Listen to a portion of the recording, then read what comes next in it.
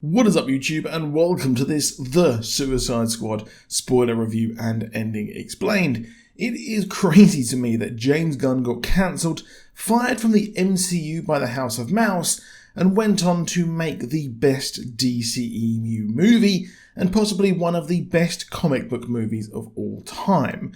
As a man who cut his teeth in the horror and B-movie aesthetic, the MCU was always a bit of a weird choice for him, unless he gets to do Immortal Hulk at some point.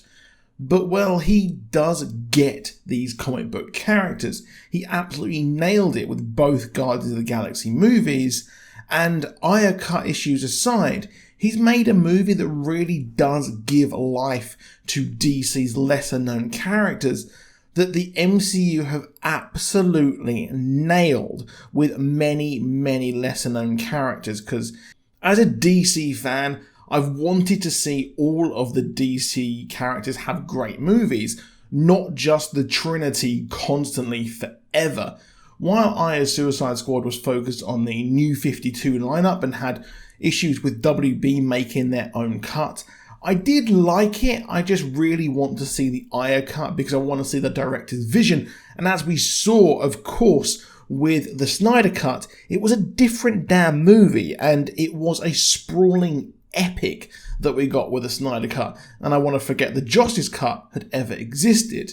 Now, this version here is heavily inspired by the original comic book run. It's clear this is a new franchise with only Harley and Waller standing at the end of this movie. Gunn wasn't kidding when he said anyone was fair game, as we see James Gunn's version of Saving Private Ryan's opening scene near the start.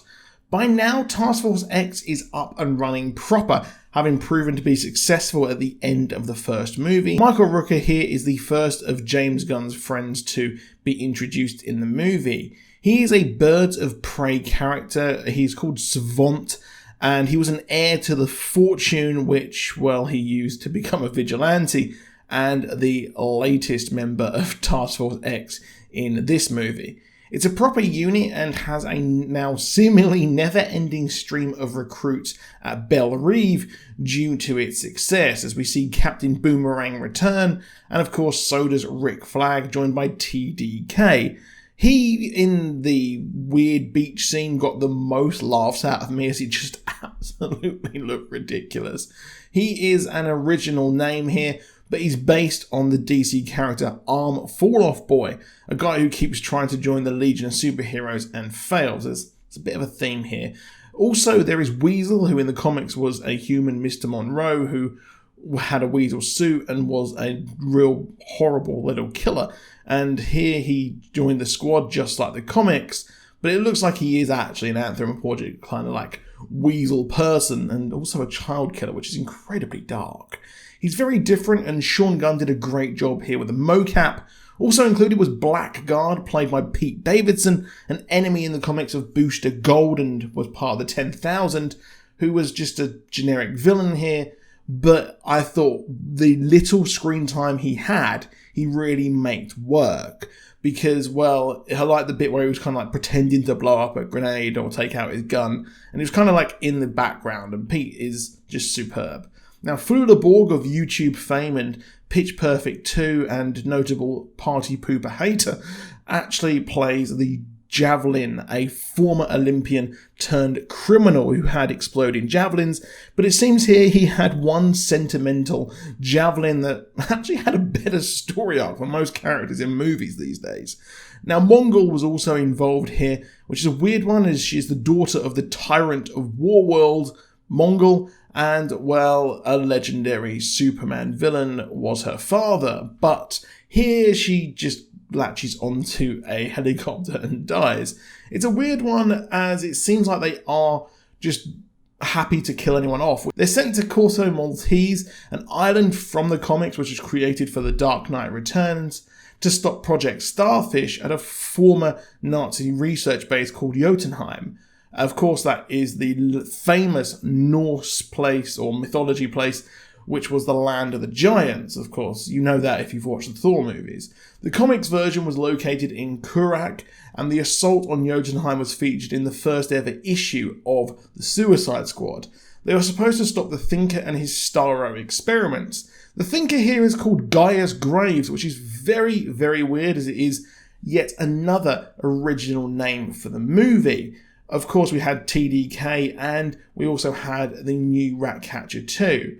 And here he's not called Clifford DeVoe. It's a weird one, as the Thinker in the comics was a former lawyer who created the thinking cap to increase his mental capacity and went on to fight the Flash and then joined Task Force X. It is absolutely bizarre, and I think possibly was the biggest missed opportunity out of anything, but I am biased because I am a Flash fanatic, so there is that. In the comics, he was seemingly killed by the Weasel, only to survive and upload his brain to cyberspace. Now, we got a very cool Easter egg with Sean Gunn briefly appearing as the Calendar Man. Julian Day commits crimes based on the month and was most famously in his modern day. He had the most famous kind of arc I think he's had, which was in The Long Halloween, providing Hannibal Lecter-style help to Batman to actually stop a killer called Holiday. I really do suggest checking that out, and it's also a really annoying achievement in the Arkham Asylum games. He was next to Double Down, who is also a DC villain. Now, my main issue is that James Gunn and the movie's writers created such compelling characters. I mean, at the start, when we saw all of them, or at least half of them as we know, they were just great. And when the assault happens and they start dying, I just really wanted more of them. Each one was great in their own way, and the actors were superb, but I would have preferred that they fall throughout the movie instead of just one horrible gruesome attack at the start. But then again, I'm not going to complain. I think it was entertaining nonetheless. I would have just really liked to see more to them, which I think is a testament to the actors, the writers, and the director. Now, of course, Rick and Harley are the only ones who survive, and Weasel at the end. It's hinted that Waller did do this on purpose as we cut to Bloodsport, Peacemaker, Polka Dot Man, King Shark, and Ratcatcher 2. Bloodsport, of course, was hired by Lex Luthor to kill Superman in the comics, which is possibly what happened here, and I would love to see if that was part of the Injustice Society. Now, Ratcatcher 2, a new character, one in the comics, Otis Flanagan was the Ratcatcher, and I was hoping it would be connected to the Joker in some way, as there was a huge rat problem featured throughout the news in that movie. Hey, here's to hoping. Polka Dot Man was superb here, played by Das Malchian, giving a dark Star Lab style backstory to the most ridiculous Batman villain. I really liked the interdimensional virus that he had, and he really did play this most ridiculous character very, very well.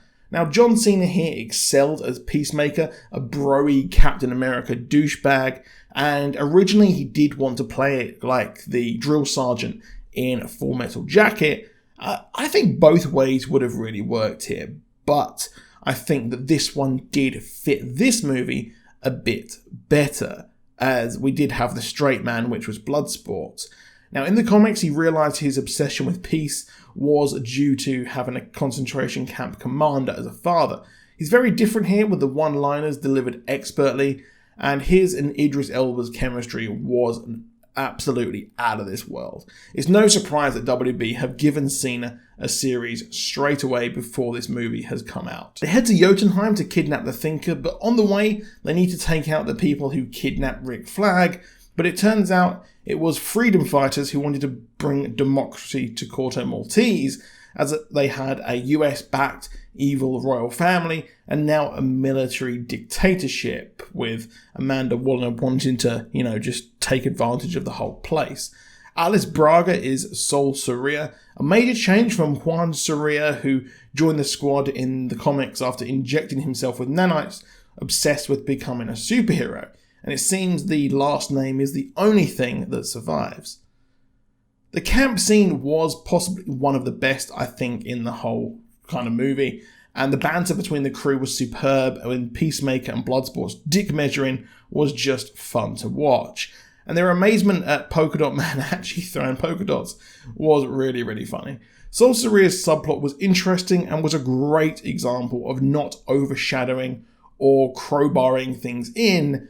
It really was just shown at the end. He kind of hints to her that, well, you can take over the palace because everyone will be distracted with what's going on at Jotunheim, as she says he's a good man, and then we see them on the news at the end. It's kind of like, if you're paying attention, you pick that up. Harley Quinn is a weird one, as in the movie, well, at least in Birds of Prey, she survived and rode off into the sunset.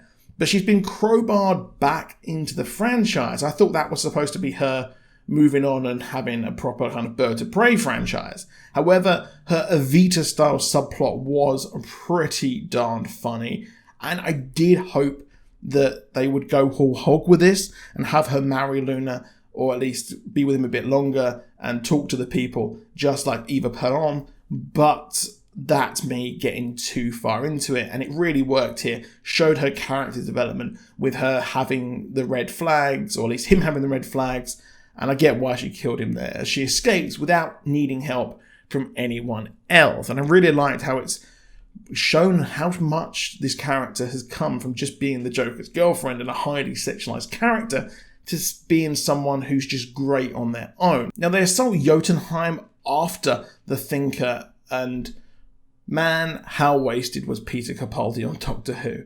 He was great here, and I do wish the Thinker kind of had a bit more going on and did more thinkery stuff. He was simply a scientist working for the American Black Site here as they experiment on Starro. Now, Starro is a mind control starfish who extends itself from space and was first introduced in Brave and the Bold 28, where it fought an early Justice League. Now, it's interesting that it did die because, well, it was revealed in the comics later on that Starro did have a kind of home planet, and there are many other versions of himself, so I don't think that character is done just yet. But, well, Peacemaker kills Rick Flag, and I was just shocked that that happened, as Rick was done being a puppet and wanted to release the info to the media, showing that Amanda Waller has given each person their own mission. One thing I wish was explored a bit more is Rick Flag and Bloodsport being former armor buddies, and I really did like that trio of Rick Flag, Bloodsport, and as well as Peacemaker. My main criticism is that it just had so much going on, it barely gave time for things to breathe. Occasional backstories were introduced here and there, and I really did like Ratcatcher 2 having Taika Waititi's acting as her father. Now, Rick Flag being taken out was a gut punch, and Amanda Waller wanting a leader here. She's got it. She's got someone who wouldn't question the mission here, as well as, of course, he has a daughter who she can use. The banter during the assault was great, and I loved how the backstory of Starro being found by US astronauts and experimented on in a black site looked like old monster footage. I'd love to see more of Peter Capaldi usually I hate the big reveal of the true villain there being kept to the end, but I really did like it here. It was clear that they would walk back and take out the freaking kaiju, but I didn't expect Amanda Waller to be knocked down. I'm not sure I liked that. I was hoping the Thinker would control it and then be recruited, or at least the Thinker would be recruited, or Ratcatcher would control it, but the rats destroying it it didn't work for me. And I get why others might have liked it, that's just my personal preference. The ending was cool, and Storm Reid was great as Bloodsport's daughter, as she's also just superb in Euphoria. And Weasel surviving was just hilarious. I did expect him to pop up because it just didn't seem like he had died. But the post-credit with Peacemaker makes sense considering he has his future in the DCEU with his show, which is going to be pure gold. Overall, I really, really did enjoy it. It is one of the most enjoyable comic book movies I have seen for some time. I have seen some dirge, some just rubbish movies this year and the latter half of last year. I don't think I've really truly enjoyed a movie, maybe since St. Maud or even Tenet. But that is it for this video. Please drop a like down below. Please just subscribe with notifications on if you want more. And I'll see you soon, and goodbye.